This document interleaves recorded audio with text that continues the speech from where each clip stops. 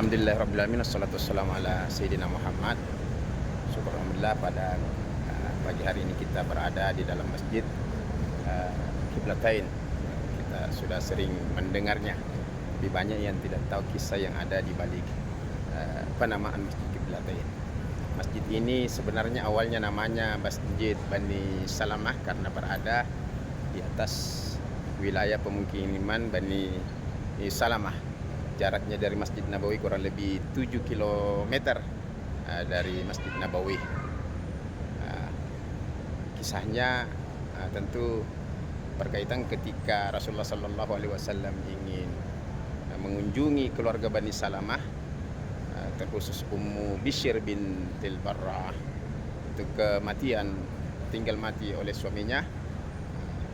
Rasulullah kemudian datang mengunjungi keluarganya di sini. Dan ketika tiba salat zuhur, Rasulullah pun melaksanakan salat zuhur di masjid ini, yang itu sekali lagi namanya Masjid Bani Salamah.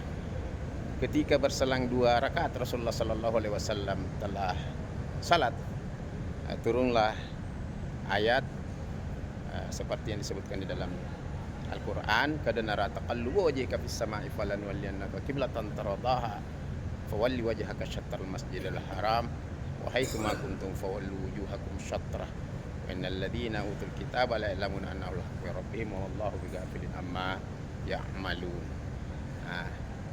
Itu bahwa ayat itu menerangkan bahwa kami telah melihat engkau telah menengadahkan ke wajahmu ke langit. Ya, karena memang Nabi sejak diperintahkan salat menghadap ke Baitul Maqdis itu sepertinya tidak terlalu senang. Dan ketika itu Rasulullah kemudian diperintahkan oleh Allah untuk berbalik arah kiblatnya ketika salat.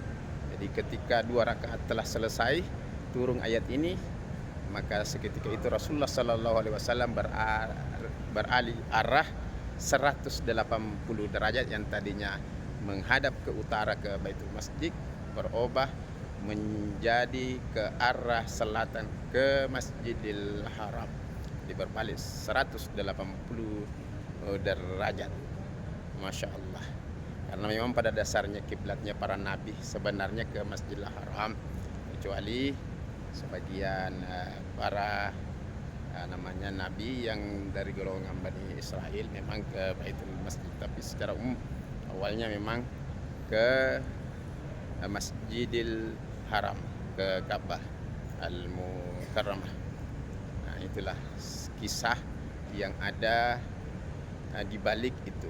Walaupun ada kisah lain yang menyebutkan bahwa sebenarnya yang salat ketika itu bukan Rasulullah Sallallahu Alaihi Wasallam.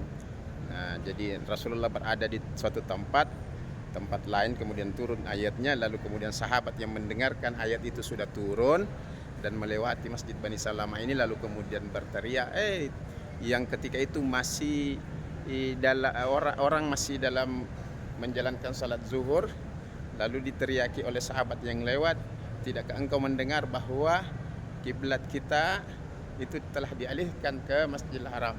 Dan seketika itulah beralihlah sahabat yang dalam cerita itu dikatakan sementara salat.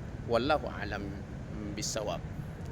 Kita kembalikan saja kepada Allah, karena ada juga cerita yang seperti itu.